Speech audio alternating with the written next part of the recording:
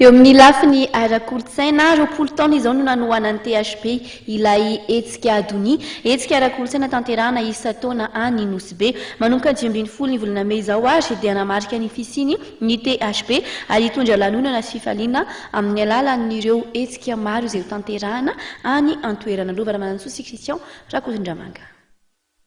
Roapolo taona zao no nanohanan'ny THP ilay mariky ny fihavanana akora avokarin'ny brasserie Star ny festival Donia hetsika ara-kolo-tsaina sy ara-panatanjahantena fanao isan-taona izay tanterahina ny Nosy Be ary mahavorim-pilanonana hatramin'ny 9 alina. Maro tokoa ireo zavatra iraisan'ny THP sy ny Donia dia nisy fifaliana sy ny lanonana. Nampahafantarin'io maraina io dia tsy amin'ny foibe ny Star Itsendraro ny mikasika zany. Mandritra ny fankalazana ny faharoapolo taona ny festival Donia dia namarika ny fisiany foana ny THP mandritra ny herinandro. Iatomboka amin'ny karnaval izay toto-saina ny 2010 meo avy zao zany. Arahina alim-pilanonana iarahana amin'ny THP ny sabotsy 12 Mey izay ahitana ny hetsika izay anentana ny tapany voalohany ary arahiny tarika ambondrina.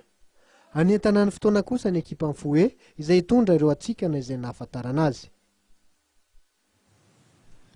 Dia izay koa no mamarana ny vaovao antsika tompoko lahy sy tompoko vavy ny fanadihadiana iray iny tsy ahivina vetivety ara-moa ny vaovao isan'ny nisongadina tao anatin'izao alina izao. Totosa androany ny fisarihana ny fametrahana ny anaran'ireo kandida ao anaty bilita tokana sy ny amin'ireo afisy mpifidianana izay nitanterahany ny senita mofoteny amin'ny birao ny teny Avaratry.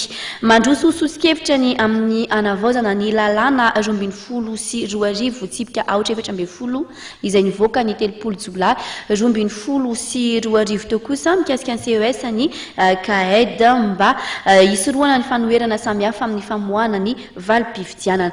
Dia misaotra sy mankasitraka anao tompoko lahy sy tompoko vavy nanaraka ny vaovao hatramin'ny farany mbola mba fotoananao raha mpitso amin'ny 7 ora indray ny tenako anatin'ny fampahalamba-vo amin'ny teny malagasy hatrany ary manasanao kosa anaraka ny toy ny fandaharana mody ny andia tantara mitoy El Diablo no arosantsika orinan'izao fampahalalam-baovao izao. Mirary alina finaritra ary miaraka amin'ny fahitalavitry matevy filma tompoko.